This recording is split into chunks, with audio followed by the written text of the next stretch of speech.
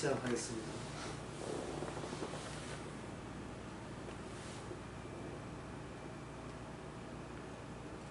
자, 성경을 한 곳에 찾아보면서 제가 질문을 하나 던질게요. 죄가 무엇인지를 말씀드리겠습니다. 누가복음 15장 4절에서 6절을 제가 한번 읽어드리고 이렇게 질문하겠습니다. 너희 중에 어느 사람이 양 100마리가 있는데 그 중에 하나를 잃으면 99마리를 거리에 두고 그 잃은 것을 찾도록 찾아다니지 아니하느냐. 또 찾은 저 즐거워 어깨를 메고 집에 와서 그 벗과 이웃을 불러 모으고 말하되 나와 함께 즐기자. 나의 양을 찾았노라 하리라.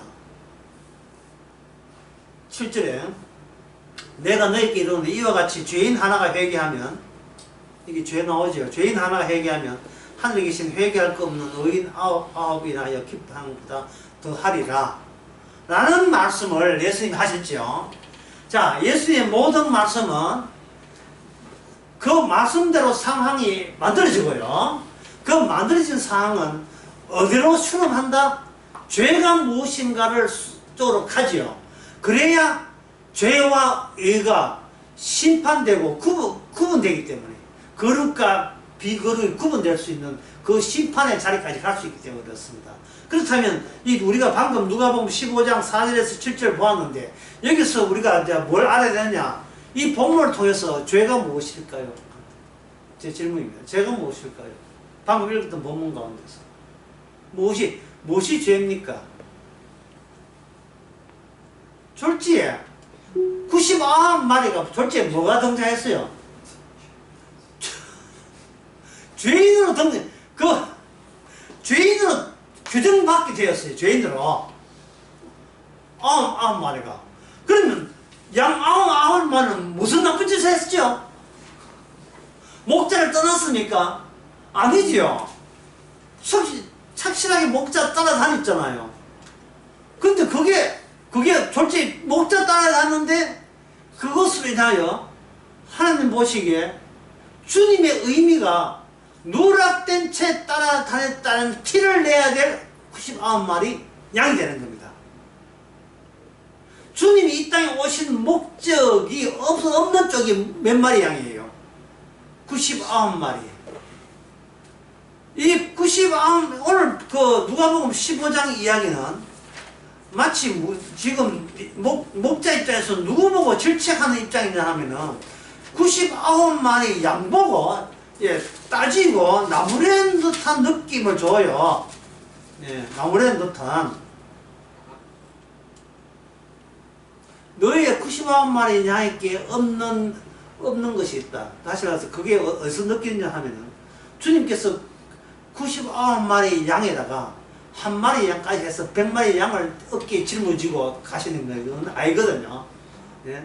한 마리 양은 어깨에 짊어지고 나머지 99마리 양은 걸어서 와. 걸어서 와. 이런 만약에 천시하는 배척하는 대상이 되고 만 거예요. 이건 뭡니까? 양 한 마리는 어떤 양인데요? 잃어버린 양이잖아. 잃어버린 양. 그러면 여기서 우리가 알 수 있는 것은 이 세상에는 하나님 보시기에 뭐가 없다?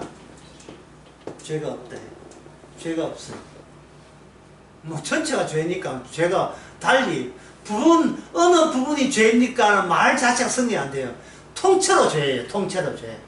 통째로 죄이기 때문에 죄 안에서 선악체제가 가동되잖아요. 그러니까 인간은 통째로 뭔가는 모르고 내가 알고 있는 선악으로 해서 새롭게 이거는 선이고 새롭게 이건 악이라고 우리가 새로운 의미를 만들어 내고 있다 이 말이에요. 그 속에 모든 인간은 그 원칙을 따르고 있는 상황입니다. 이 세상이 얼마나 위험한 세상입니까? 얼마나 위험합니까? 세상 바깥에서 세상을 통째로 볼 수 있는 암흑이 없어요. 우리 인간들끼리 뭐라고 하면 우리가 합의 보느냐? 인간의 합의는 끝났어요. 이 교제 결론부에 나와있죠. 인간의 합의는 뭐라 했습니까? 예수님을 죽이자. 이미 합의 봤어요. 따라서 그것이 예수님이 죽이자가 어느새 우리 마음속에 가장 친근하고, 우리가 예수님 십자가 죽고 난 뒤에 그 후대인들이 어떤 결론을, 어떤 진리 찾기를 해봤자 나오는 결론은, 그래, 예수 그리스도는 그다지 중요한 인물이 아니어서 뭐 참조를 할 수는 있지만 우리가 궁극적으로 매달릴 인물은 아니었어라는 결론은, 너도 내고 나도 내고 어느 누구 인간도 다 그런 결론 안에서 이미 살아가고 있는 겁니다. 따라서 예수 믿는다는 것은 인간 세계에서는 없지요. 성령이 안 오면, 성령이 오지 않으면 인간은 자연스럽게 살고, 자연스럽다는 것은 예수 죽이는데 한통속이 되었다는 이 말이에요. 또 예수 죽이는 한통속은 예수 그리스도를, 죄를 지적하는 예수님을 죽임으로써 선의 출발점, 그리고 이것이 나쁘고 이건 옳지 않다의 의미의 출발점은 모든 인간이 각자 자기로부터 출발하는 이런 시대에 우리가 아주 자연스럽게 지금 살고 있습니다. 자연스럽게. 나름 내가 나쁘지 않고 최선을 다하여 노력하고 있는 중이니 신께서 이걸 가상히 여길 거야. 이런 안이라고 상식적인 거 있죠. 자, 이 세상은 죄가 없습니다. 주님께서 오셔가지고 뭘 만들겠습니까? 없으니까. 예. 본래적, 붙이는 거죠. 예. 비본래적 죄 말고 본래적 죄를 만들어요. 만든다. 예. 만든다. 만들면 이 죄인, 이 양은 뭐가 되냐 하면, 나는 죄인입니다. 나는 뭘 해도 죄인입니다. 이게 뭐냐 하면 이게 복이에요. 이게 성도에게 줄 수 있는 최고의 복은 나는 죄인입니다. 나는 죄인입니다. 이 복을 누가 받았어요? 다윗이 받았죠.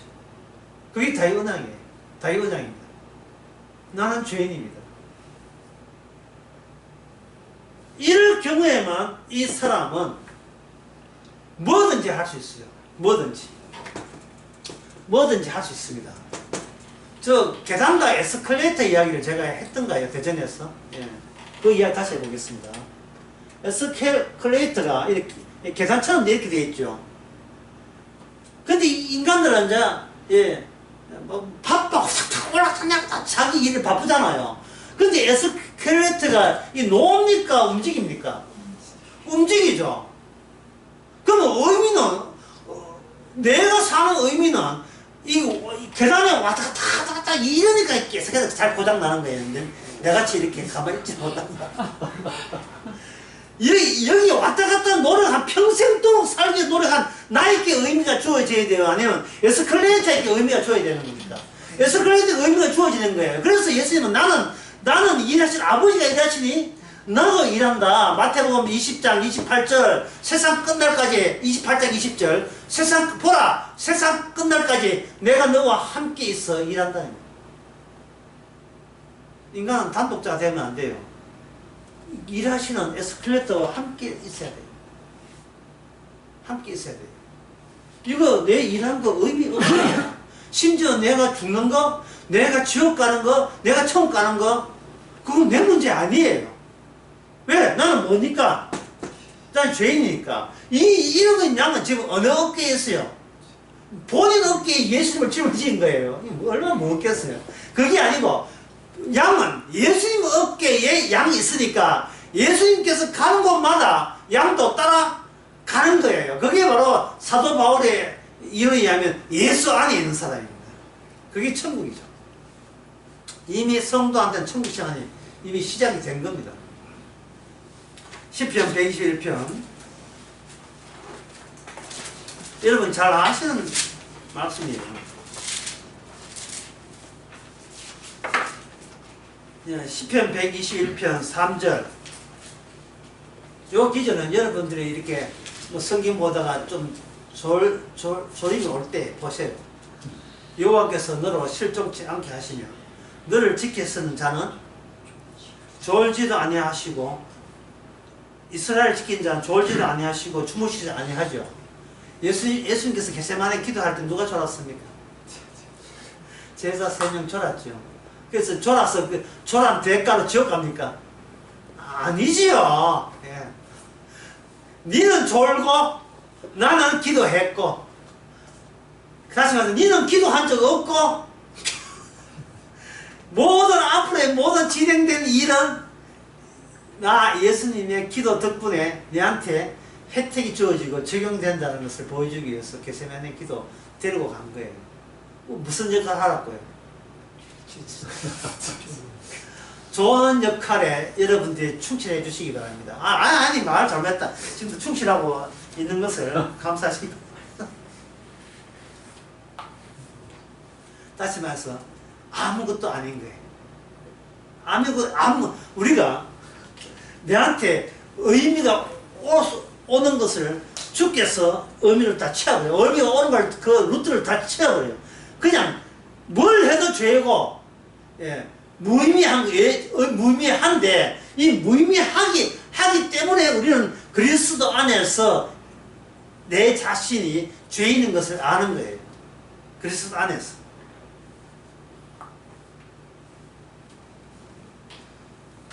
자, 그렇다면 지금 제가 방금 누가복음 12장을 이야기했잖아요. 지금 창세기를 이야기한 게 아니라고요. 지금 그렇다면 제가 아까 첫째 강의에서 이야기한 것처럼 창세기부터 요한계시록까지 계속해서 죄가 뭐 발전이라는 말, 디벨롭, 발전이라는 말을 하기도 뭐하고 그냥 계속 전개되는 거예요. 계속 전개되고 나중에 십자에서 완성되고 그걸 그냥 한 판으로 한꺼번에 이제 지금 이 땅에다가 적용시키는 겁니다. 할 때 그러면 방금 이야기하는 것을 이렇게 이야기하면 돼요. 죄 없습니다. 죄 없는데 죄를 만들어야 돼요. 주께서 만들어야 심판되니까. 창세전에는 아버지와 아들의 그 설정한 죄 개념을 적용하기 위해서 이 땅으로 접근하는 거예요. 이 땅에 접근하는 것이 각 시대마다 똑같은 원칙과 법칙이 거기다 적용되는 거예요. 이걸 제가 설명하기 위해서 어떤 법칙을 거론하냐 하면 이걸 하겠습니다.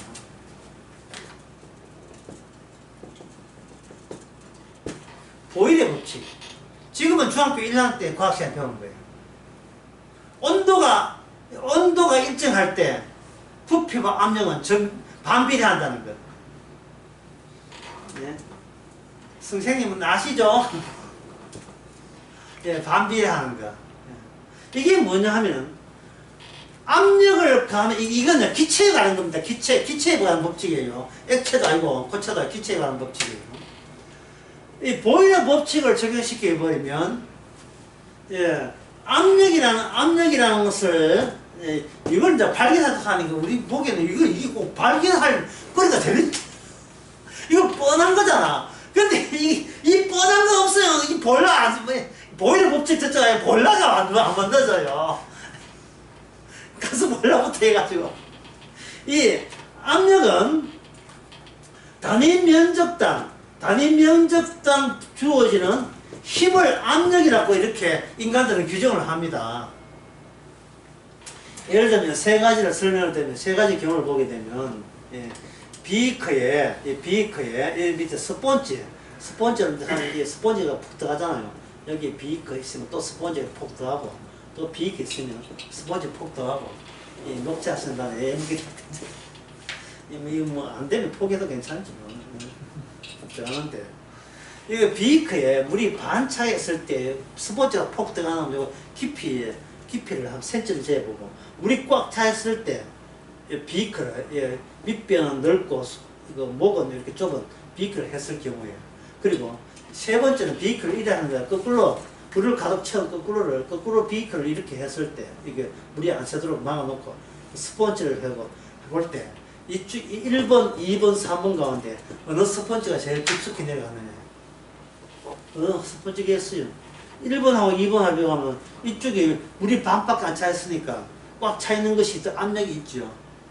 그 1번보다 2번이 더 세죠. 단위 면적장이니까 좁은 면적을 누리면 더 깊이 자라겠죠. 이것이 바로 물리학에서 말하는 압력이라는 거예요. 압력. 그런데 지금 제가 이야기하는 것은 뭐냐 하면 이 세상에 주님이 찾아오는 거예요. 뭘로?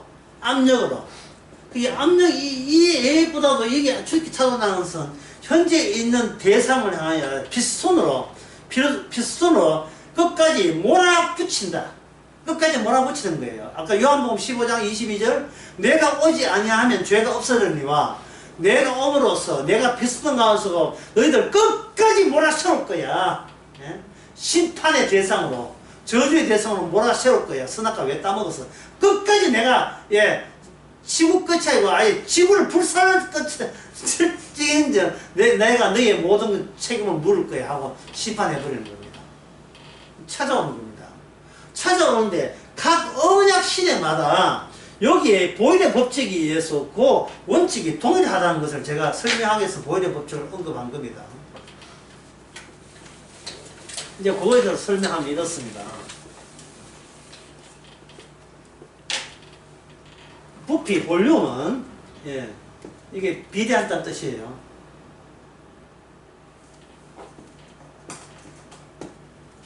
P분의 1에 P분의 1에 비례한다. 이 B분의 비례한다니까 요 비례를 요걸 비례한다면 요걸 이꼴로 하면 비례상수 K를 집어넣어서 이렇게 설명할 수 있어요. 그런데 요 K가 상수 콘스탄트 상수예요. 상수는 뭐냐? 항상 일정한 동일한 숫자로만 나타나는 걸 상수라고 합니다. C 상수, K 상수예요. 그러면 각 언약 그러면 여기 P1 곱하기 P1 압력 곱하기 이건 K가 되죠. P2 곱하기 V2도 K가 되고 P3 곱하기 3도 K가 되죠. 그 시대에 어떤 언약이 있던 상수는 동일하게 똑같은 원칙을 적용한다 이 말이죠. 그러니까 이걸 뭐라고 하면 보일의 법칙이라 한 거예요. 상황 따라서 달라지는 것은 법칙이 아닙니다. 똑같은 법칙이죠. 그러면 이걸 왜 이게 성경에 적용시키느냐? 하나님의 언약이 올 때는 끝까지 너 죄 섞어라. 내가 너를 죄로 만들어 버리겠다는 그 밀어붙임의 상수는 동일한 법칙으로 적용된다 이 말이에요. 이제 그 동일한 법칙을 찾아내게 되면 이제 우리가 하고자 하는 죄가 무엇인지가 밝혀지는 거예요. 준비됐나요? 준비됐어요. 이제 그 찾아내는 게 상수를 찾아내는 거예요.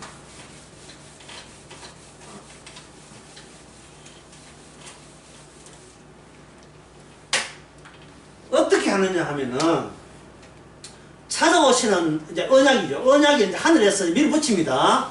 여기가 기체고 위에서 압력으로 피스톤까지 밀어붙인다고 합시다. 이렇게 위에서 이제 이렇게 딱 밀어붙인다고 합시다. 이렇게 해가지고 기체를 밀어붙인다. 부피는 점점 또 어떻게 돼요? 압력이 세지면 부피는 작아지겠죠. 계속 궁지에 몰리겠죠. 할 때, 언약을 할 때, 여기 밀어붙일 때에, 여기 밀어붙이는 사람이 뭐냐 하면, 이게 피해자가 돼요. 피해자.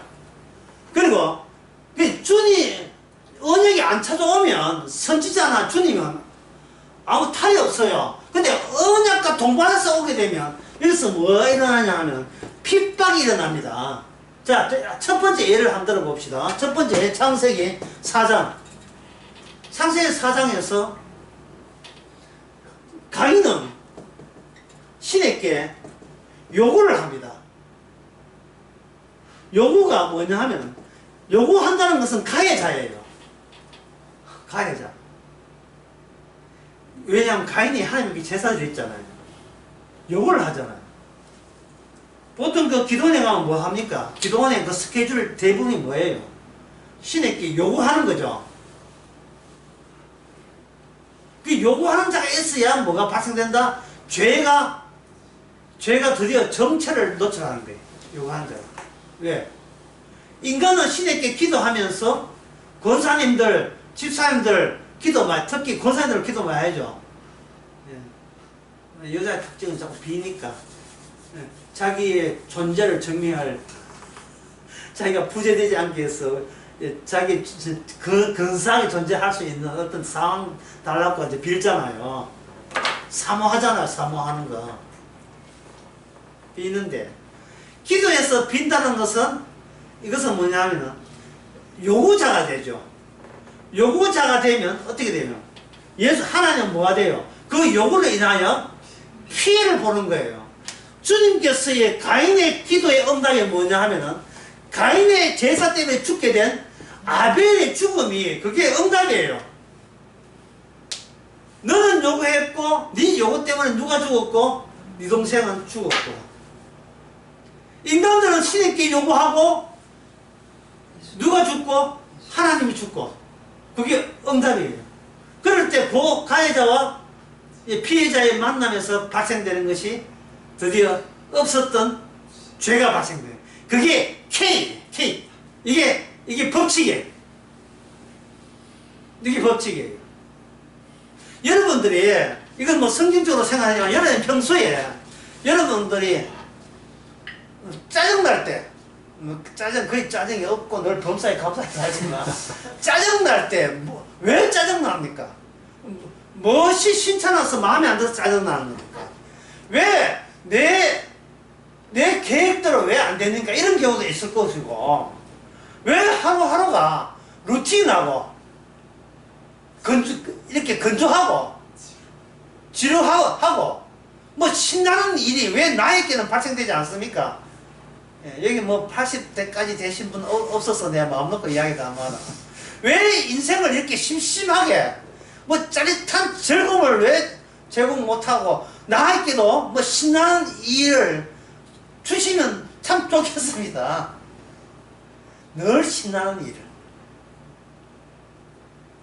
여기, 예, 토트넘에서 손흥민이가 늘 골을 세 골째 넣는 신나는 일. 또는 대전에 하나 이글스의 야구팬 같으면 늘 유현진이가 공 잘 던져서 하나가 지금 9등인데 8등인가 9등 하는데 1등 되는 그거. 늘 이렇게 즐거운 일, 신나는 일. 그게 마음속에 뭐 구체적으로 그렇게 기도하진 않잖아요. 근데 뭔가 요구하는 게 있죠. 요구하는 거. 뭔가 이 차를 타고 갔을 때 가면서 이렇게 모세의 그 기적처럼 쫙 이렇게 마침 차가 하나도 없이 파란 불이 나올 때 요구하잖아요. 그런 걸 요구하고 싶을 때가 있죠. 그게 뭐냐 하면 우리가 가해자라는 뜻이에요. 우리가 죄의 유발자가 되는 거예요. 죄의 유발자.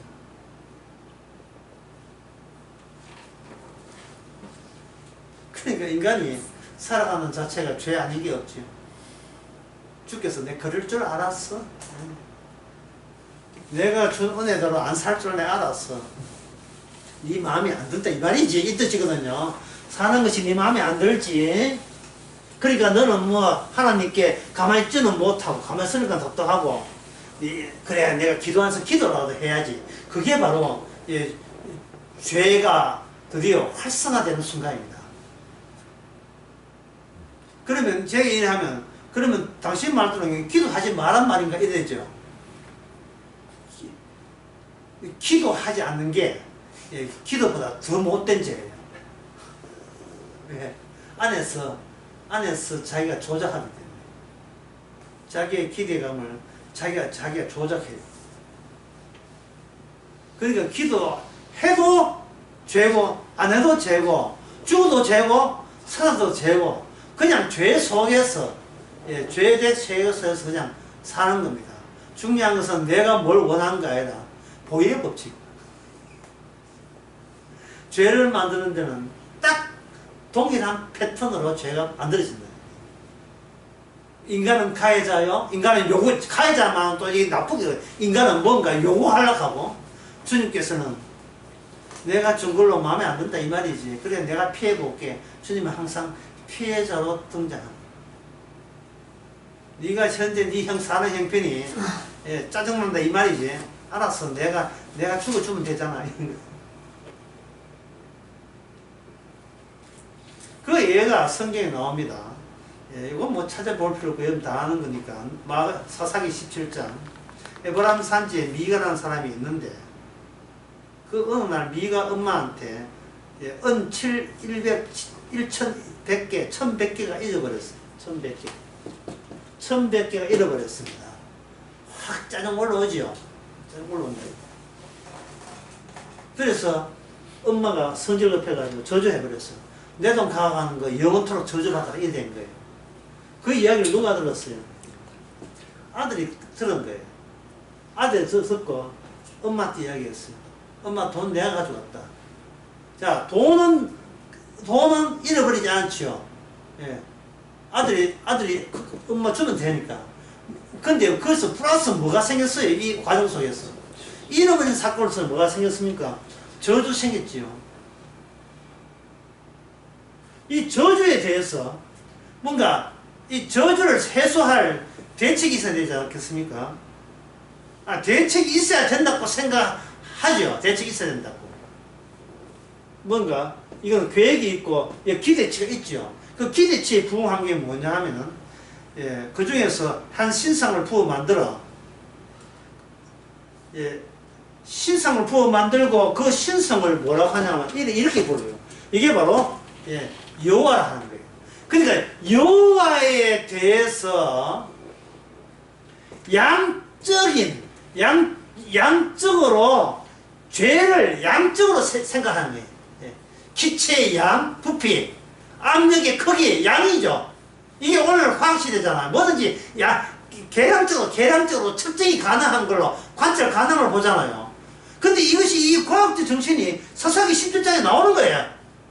하나님의 율법에 대해서, 자기의 죄에 대해서, 자기의 주어진 저주를 뭘로 보느냐? 양적 개념으로 저주를 따지는 거예요. 만약에 오늘 1100개를 잊어버린 게 아니고 오늘 반개를 잊어버렸다. 이 정도까지는 안 할 거예요.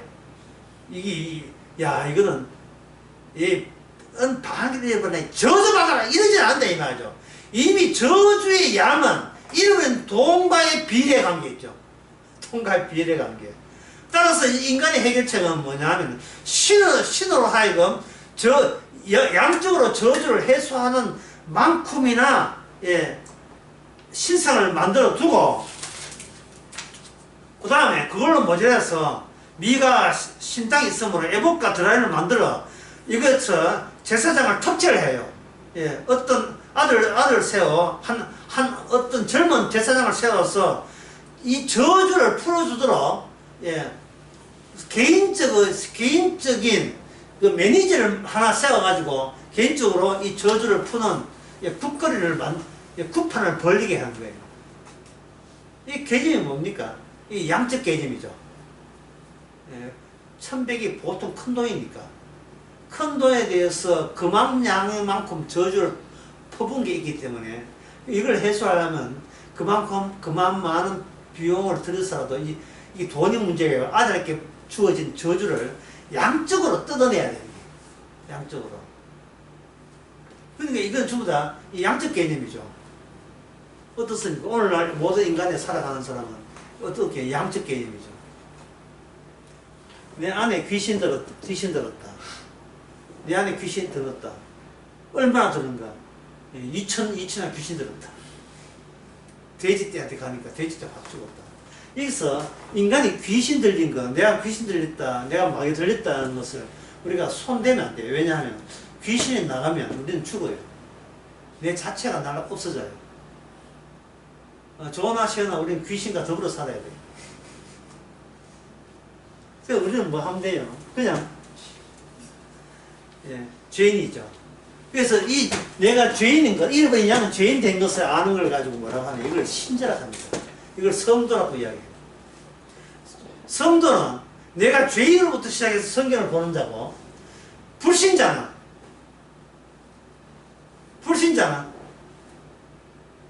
내가 죄인 될 가능성이 있지만 전적으로 온팍 죄인은 뭘 해도 죄인이다 이 정도는 아니라고 여기는 것이 바로 불신자입니다. 불신자가 성경 볼 때는 항상 겁이 나요. 두렵고 세상 사는 게 겁나고 두렵고 불안불안하고 안절부절하고 어쩔 줄 몰라요. 이걸 정신과 하면 그것은 뭐냐 세로토닌 부족했어요. 세로토닌 부족했어. 예. 세로토닌 이게 부족하면 공황 상태에 빠진다.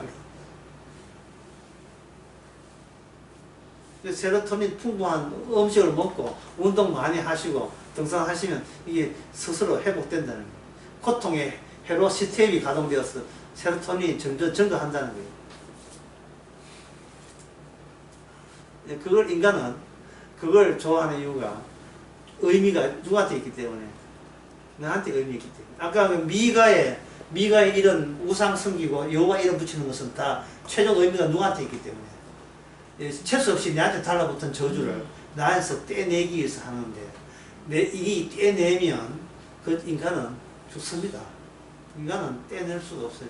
자기 속에 있는 괴물을 떼낼 수가 없습니다.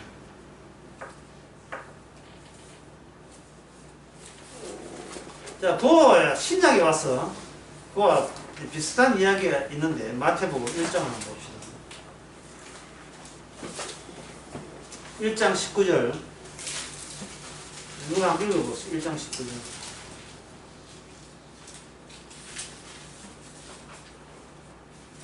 누가 한번 읽어보세요. 그 남편 요셉은 의로운 사람이라 저를 드러내지 아니하고 가만히 끊고자 하여. 자, 요셉이 마리아에게 일어난 일을 본인이 알았어요, 몰랐어요? 결과적으로 알죠.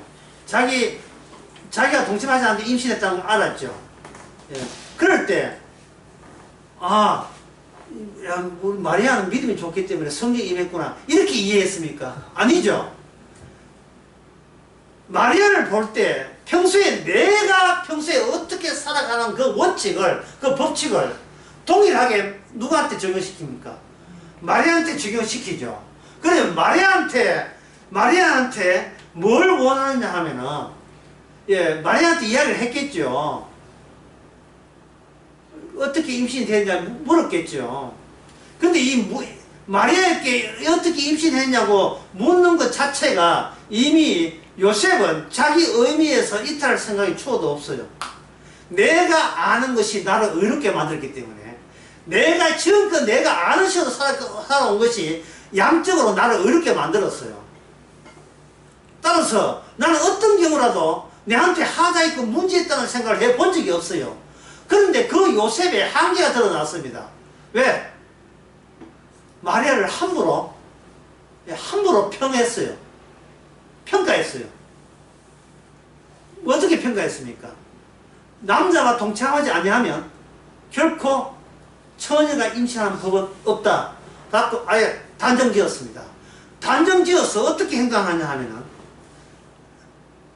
자기가 그래도 자기가 의로우니까 닥달 내지 않고 싸나이답게 신사답게 배려 차원에서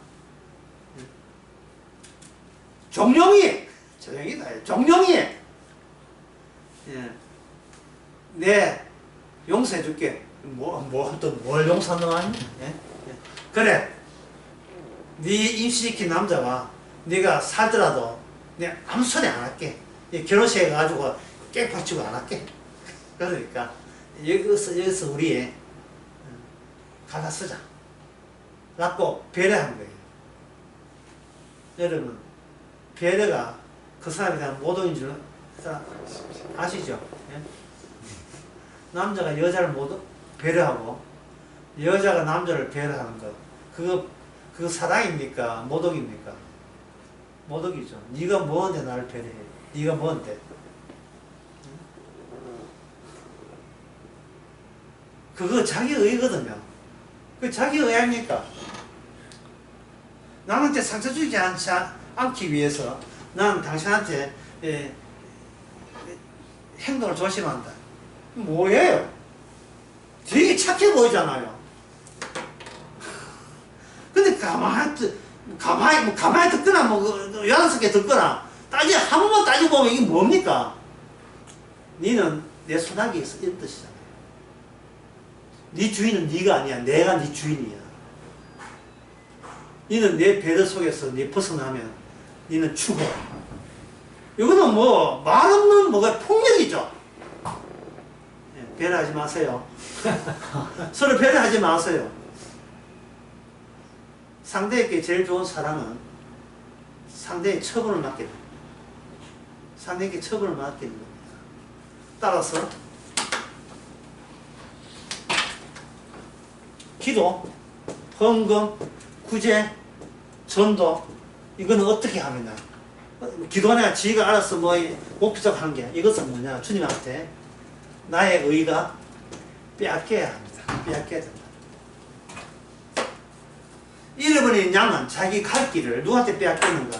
예수님께 강제적으로 빼앗겼어요. 잃어버린 양은 뭐 목자가 어딘지도 모르고 저 혼자 헤매고 있는 거예요. 그것을 강제로 주님이 빼앗아 가는 거예요. 다시 주님의 소유로 빼앗아 가는 거예요. 주님의 사랑은 뭐냐? 우리에게 주는 것을 받는 게 아닙니다. 빼앗는 거예요.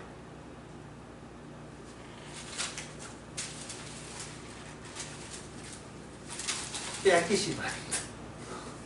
빼앗기신다면, 빼앗기는 것이 즐겁다면 여러분 사랑하는 관계입니다. 다들 그래 살고 있지요. 니는 내 자존심을 모독해서 근데 좋아 또 모독해줘 이렇게 하는 거 이게 잠깐 있어 미친 건 아니지만 그래 살고 계시죠. 마태복음 질문 답변 듣지 않겠습니다. 빨리 진행합니다. 마태복음 25장. 이제 마태복음 25장이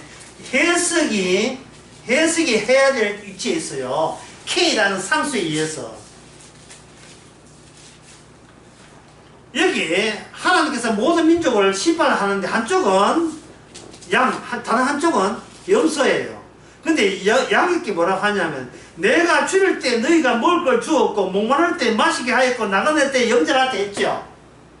그럴 때 이 예수님께 먹을 걸 주고 마실 걸 준 자가 이렇게 이야기했습니까? 어떻게 알았지 이렇게 이야기했어요. 어떻게 이야기합니까? 예? 여러분 답변해 보세요. 아이고 주님이 너지 제일 셌구나. 내 주님 위해서 헌신한 거 축구 이래서 했습니까? 어떻게 답변해요? 그래서 어떻게 답변합니까? 왜? 언제? 아니 제가 언제 했습니까? 제가 왜 주님한테 절해주죠? 나 내 돈인데 제가 언제 주님께 마실 걸 절했어요? 준 적 없는데 주님께서 강제로 뺏어가 놓고 너는 자발적으로 내한테 준 것이 되었다. 이 소자한테 이 어린아이에게 준 것이 곧 내한테 준 것이라고 합니다. 내한테 준 것. 그러면 여기 예수님께 준 사람이 어서 오세요. 예수님께 준 게 가만있어 보자. 이 땅에서 여기 마태복음 2장에 보니까 소자 한 것이 내한테 한 것이라 했지. 어디 가난한 소자 없나? 어디 오게 간 소자 골라보자. 골라볼까? 내가 좀 도와줄까? 누가 이혼했다고 노소요? 근데 안 돼. 이쪽은 탄 사람 이게 돈이 너무하네. 내가 도와주면 내가 이제 기대기 맞아. 안 돼. 그거 말고. 좀 아무것도 못 받고 어디 뭐 이렇게 제 쪽에 그런 사람 없나? 이 소자구나. 이렇게 골라 잡아서 줬으니까. 아니죠. 진짜 준 사람은 몰라요. 왜? 주님께서 평소에 그 환경이 없는 양을 생산해내기 때문에 없는 양. 그러면 이제 인간적으로 봐서 솔직하게 인간적으로 봐서 누가 뭐라 합니까? 예? 염소가 억울하기 짝이 없어요. 주님은 염소한테 지옥 가는 사람이 뭐라 합니까? 너는 내한테 하지 않은 택이거든요. 그러니까 지옥 가는 짝이 뭐라고 당당히 이야기하죠. 제가 언제 그렇게 안 했습니까? 이 소자한테 한 것이다. 그럼 내 소자한테 했는데요. 주님께서 이 소자라는 것은 이 인간들이 알아서 챙기지 못하는 대상들이에요. 인간이 챙기는 그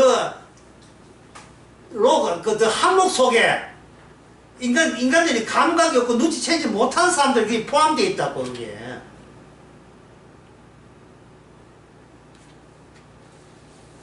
그 마태복음 25장 46절에 저희는 영벌에 의인들은 영생에 들어간다. 그래서 이 예수님께서는 일방적으로 의인들을 영생에 간다고 규정했지요. 요 사실이 예수님 이야기로 이잖아요. 제자들이 이 이야기를 성령 오기 전까지는 알아들었겠어요? 못 알아들었겠어요?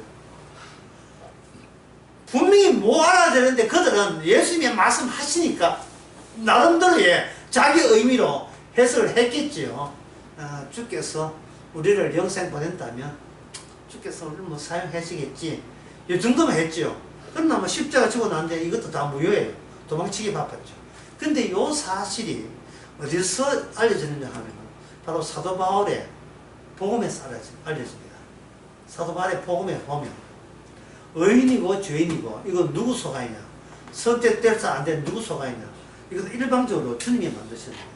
주님께서 일방적으로 의인 만드시고 지옥 갈 사람 만드시고 천국 갈 사람 만들었다는 그것을 사도 바울이 와서 그렇게 해석을 내리고 그 복음에 의해서 마태복음을 회귀해서 해석이 돼야 됩니다. 회귀해서. 그러면 그 회귀하려면 그 다음 어디까지 회귀하는가? 전도서를 한번 봅시다.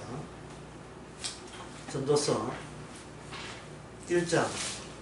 저는 잘 아는 게 이건 뭐 여러분 제가 할게요. 전도자 가로되 헛되니 모든 것이 헛되도다. 사람이 해 아래에서 수고하는 모든 수고가 자기에게 유용한 게 뭐가 있는고. 예? 한 세대는 가고 한 사람 오되 땅은 영원히 있다.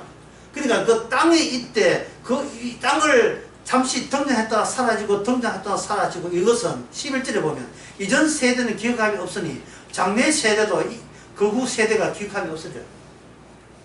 이전 세대도 기억이 안 되지만 앞으로 어떤 세대가 땅을 산다 할지라도 그들도 역시 한순간의 안개처럼 있었냐 없다 이렇게 되는 세상이다 라고 선서가 기록을 내렸습니다.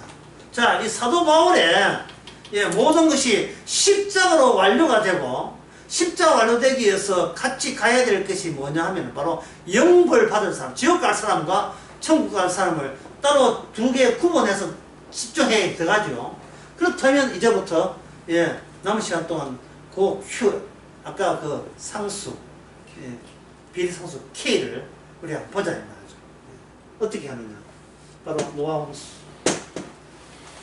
언양, 노아홍수, 언양입니다. 방주 노아보고 언양을 만들어야 하잖아요. 언양을 만들 때 노아홍수 언양을 만든 것은 뭐냐 하면은 피입니다. 피. 방주에 실려야 될, 방주에서 살아남아야 할 자가 해야 될 일이 뭐냐? 이 땅에 언약의 피를 생산하는 일에 종사하라고 노아를 살려낸 거예요. 창세기 9장에 나옵니다. 그 피를 보고 하나님께서는 뭘 유보하느냐? 하나님의 전면적인 심판을 유보해 주는 거예요. 왜? 피가 그 실체를 아직 신약의 예수님까지는 드러내지 않았기 때문에 그 가운데서 죄가 계속해서 언약에 의해서 쫓기듯이 몰아세워져야 되는 거거든요. 마지막 죄는 여러분 아실 거예요. 마지막 죄는 뭡니까? 하나님 자체에 대해서 인간들이 힘을 다해서 찔러 죽여 없애는 게 죄입니다. 그 타이밍까지. 그때까지 가야 돼요. 그러면 그 피 흘러가면 뭐가 필요하냐? 성전이 필요하겠죠. 왜? 성전이 있어야 하나님 여기 계시고 우리는 제사 지냄으로써 하나님께 만족스럽다라는 그것은 그 죄인 줄 몰라요.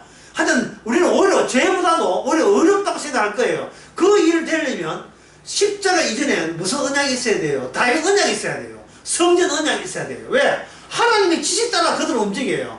근데 하나님의 지시가 그들은 뭘 강을 원하냐 하면은 최종적인 죄를 드러내기 위해서 주께서 몰아세우는 일정 스케줄 속에 포함됐다는 사실이에요. 그 제사 지낼 때, 성전 만들고 제사 지낼 때, 그 모세 언약에서는 누가 지냅니까? 제사장이 지내죠. 근데 다윗 언약 가운데 누구 지시하에 제사장이 지내긴 하지만 그 제사장 위에 누가 있습니까? 이스라엘에 왕이 있잖아요. 그게 뭐예요? 무슨 언약? 다윗 언약이에요. 다윗 언약. 왕 책임하에 성전이 운영되기를 요구하는 언약이 다윗 언약입니다. 그래야 내가 등불을 없애지 않겠다. 그러면 모세 언약은 그럼 어떻게 이렇게 보면 뭐냐? 모세 언약은 미진하다. 무엇이 아직까지 채워져서 미진하냐? 왕이 등장하지 않았어. 제사장 위에 다윗 언약이 등장하지 않았어. 히브리 7장 이하면 레위 언약 위에 유다 지파가 등장하지 않아서 미흡한 거예요. 그러면 노아 언약 이후에는 피 있잖아요. 피 있잖아. 노아 언약은 공간에 대한 심판을 하고 피 때문에 공간 심판을 유보했죠. 내가 다시 물로선 심판하지 않겠다. 현재 이 공간은 계속 유지된다. 공간이 좋아서 유지된 게 아니에요. 피가 뭐로 바뀔 때까지, 인격체로 바뀔 때까지, 피 흘릴 분이 어떤 특정 인물로 바뀔 때까지 공간이 유지돼야 되는 거예요. 그러면 그 뒤에 나온 언약이 무슨 언약입니까? 아브라함 언약이죠. 아브라함 언약 때 창세기 22장에 누가 등장하죠? 거기에 뭐 아브라함하고 누가 등장합니까? 창세기 22장에 모리아 산에 누굴 바치죠? 이삭이 아브라함에서 태어난 게 아니죠. 약속에서 태어났잖아요. 약속에서 태어났는데 그 약속에서 태어난 일이 뭡니까? 재단에다가 꽁꽁 묶여고 그 다음에 뭘 해야 돼요? 죽어야 되죠. 이삭이 죽었다는 것을 보여주기 위해서 숲을 안에 뭐가 준비되어 있어요? 어린 양이 준비되어 있죠. 이삭 더하기 어린 양 이꼴 예수님. 세상 죄를 지어가는 어린 양. 그 세상을 지은 양이 이게 아브라함 언약이라면, 그 다음에 아브라함 언약이 숫자가 확장돼요.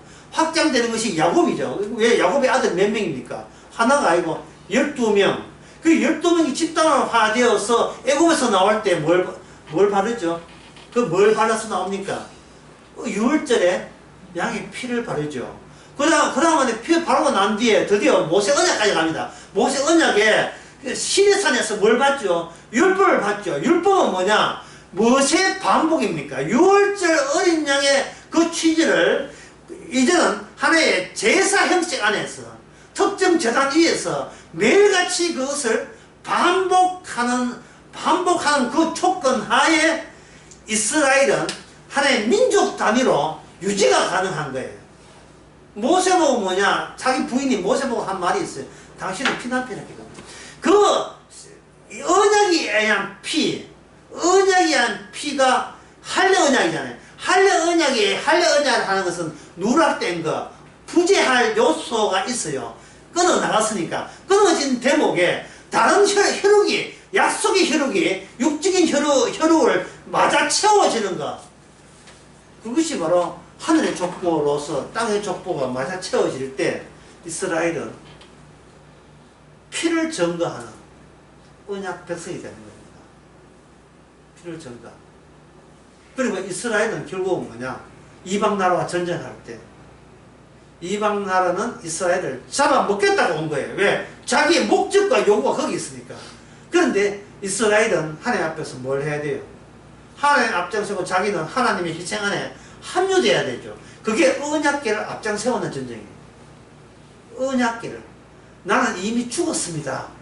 아까 그 어린아이가 엄마가 장에 갔을 때 엄마가 자기 있는 것은 있다 없다? 없는 거예요. 엄마가 있어야 자기가 비로소 자기가 있는 거예요. 엄마가 있어야.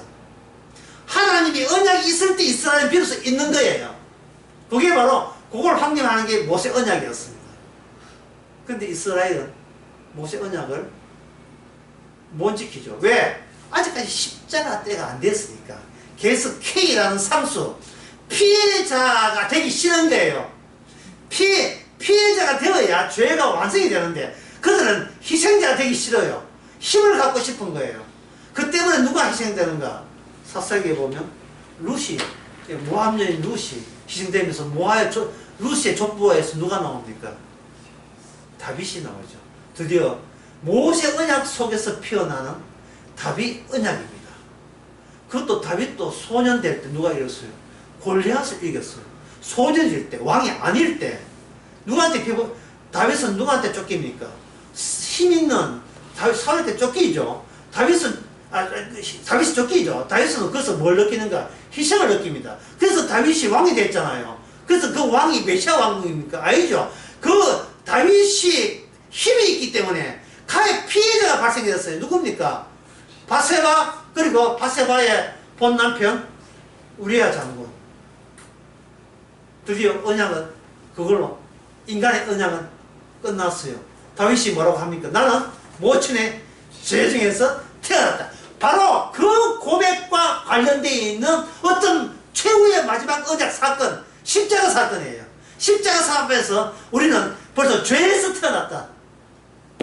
그 죄가 예수님 오심으로써 십자가 완성되면서 비로소 알게 되는 죄예요. 우리가 죄일 때 우리는 이미 언약 안에서 하나님의 구원받은 성도고 신자고 예수님의 정인이 되는 겁니다. 죄를 증거하기 위해서 우리는 주의 정인이 된 겁니다. 계속해서. 하나님 아버지, 너와 나의 관계에서 아버지는 예수님을 버렸고 버림받은 예수님을 실제로 이 땅에 와서 버림을 당했습니다. 이로써 죄가 뭐며 의가 뭐며 구원이 뭐며 천국이 뭐며 지옥이 뭐며 알려진 것을 감사합니다. 저희들 우리 자신이 그 일에 주님의 하시는 일에 정인으로서 잃어버린 양으로서 말려들어서 일방적으로 어깨에 매여 잃어버린 양으로 살게 된 것을 감사하는 저희들 되게 하옵소서. 예수님 이름으로 기도합니다.